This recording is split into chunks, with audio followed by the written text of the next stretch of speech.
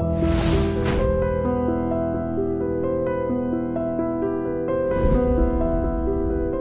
రోజులో 1300 1400 phone calls మాట్లాడేవాళ్ళట, నిజమేనా sir?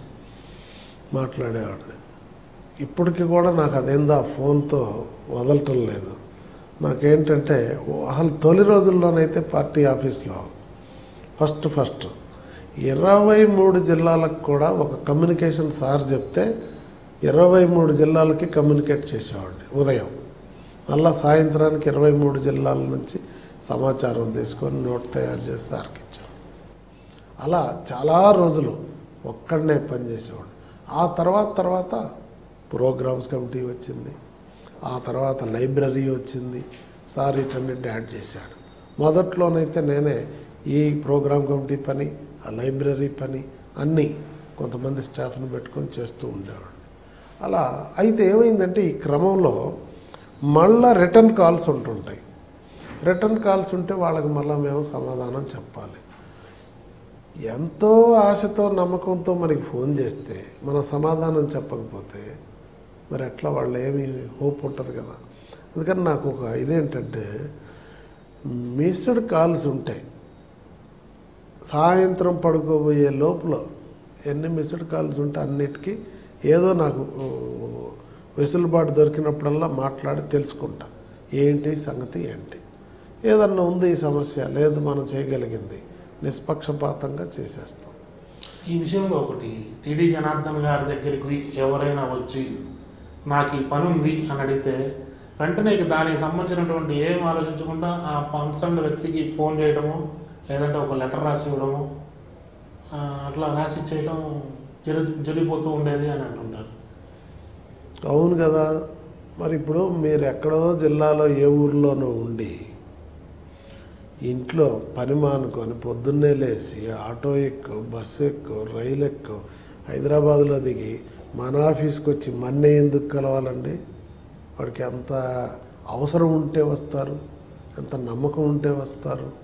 అట్లాంటప్పుడు మనం ఆ విధంగా పనిచేసి పోతే మరి మనం ఎందుకు ఇక్కడ?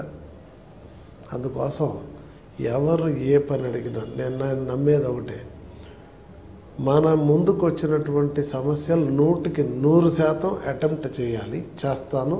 చేస్తున్నాను. అలా చేయటమే రాజకీయాల్లో ఉండే ఏ వ్యక్తికైనా ప్రాథమిక ధర్మం.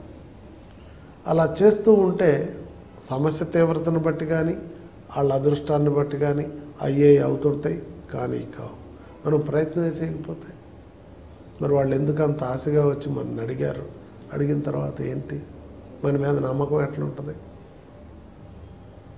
ముందు కార్యకర్తకి భరోసా కల్పించడం ఉంటుంది. పార్టీ ఉంది, ఏమొచ్చినా స్పందిస్తుంది. మన వంతు కృషి మనం చేయాలి. జనార్దన్ గారు, తెలుగుదేశం జనార్దన్, మీరు తొండమ దశరథ జనార్దన్ రావు అని చెప్పారు. కానీ ఇప్పుడు చూస్తుంటే టీడీ జనార్దన్ అంటే అందరూ తెలుగుదేశం జనార్దన్ అంటారు. ఇంటి పేరును కూడా దాదాపుగా పార్టీతో లింకప్ చేసిన పరిస్థితి వచ్చింది. 10 ఏళ్ల పాటు అసలు పూర్తిగా పార్టీ ఆఫీస్లోనే పార్టీకి సంబంధించినటువంటి భోజనం అంటే అక్కడ వండినటువంటి అన్నం కావచ్చు, టిఫిన్ కావచ్చు, అవే తింటూ అక్కడే ఉండిపోయారట, ఫ్యామిలీకి కూడా దూరంగా. అవును. మొదట్లో మా స్టాఫ్ అనేవాళ్ళు భోజనం పెడితే ఒకడు కడుపులో నొప్పి వచ్చింది, ఇంకోడు ఇది వచ్చింది అది వచ్చింది అనేవాడు. నేను ఊరికి 1 to 1 అడిగేవాడిని, అరే మన ఇంట్లో మనం ఎన్ని కూరలతో తింటాం, ఏం తింటామా, ఎందుకు వస్తుంది సమస్య ఏంటి అని కంప్లైంట్స్. సరే ఇట్స్ ఆల్ రైట్ అని నేను కూడా మానేసి క్యారేజ్ నేను కూడా మీతో తింటానని పైనుంచి కిందికి దిగి క్యాంటీన్లోకి వెళ్ళి ప్లేట్ తీసుకొని తినేవాడిని. మొదట స్టాఫ్తో పాటే తినేవాడిని. మరి నాకు ఏ రోజు ఏ సమస్య అనిపించలే ఇప్పటికీ. మరి కొంతమందికి ఆ ఫీలింగ్ ఉండేది. అట్లా 2 ఆఫీస్కి వచ్చేవాళ్ళు కూడా టైంకి వస్తున్నారా రావట్లేదా అనేది ఒక పద్ధతి ఉండేది కాదు. ఎవరు అట్లాంటప్పుడు నేను ఏం చేశానంటే రిజిస్టర్ పెట్టి ఎవరు ఎన్నింటికి వచ్చారు, ఎన్నింటికి వెళ్ళారు రిజిస్టర్లో రాయమన్నా అంతే. అంటే ఈ నిబంధనలన్నీ పెడతారా అని కొత్తగా ఇదన్న. అరే నిబంధన ఏముంది నాయన, నువ్వు ఎన్నింటికి వచ్చింది రాయమన్నా, వచ్చిందే రాయి, పోయిందే రాయి, ఏమైంది ఇందులో?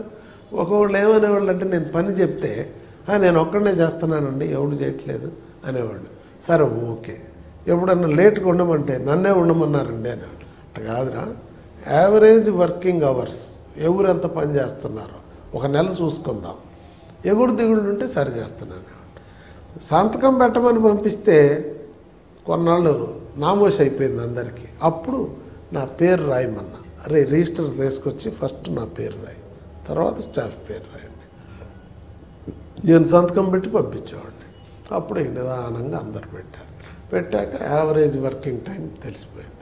ఎవరు 9 గంటల పని చేస్తున్నారు, కొంతమంది 11 గంటలు చేసేవాళ్ళు, 10 గంటలు చేసేవాళ్ళు. అట్లా 8-9 గంటలు తగ్గకుండానే అందరు పని చేసేవాళ్ళు. పార్టీ 11-12 చేసేవాళ్ళు కూడా ఉండేవాళ్ళు.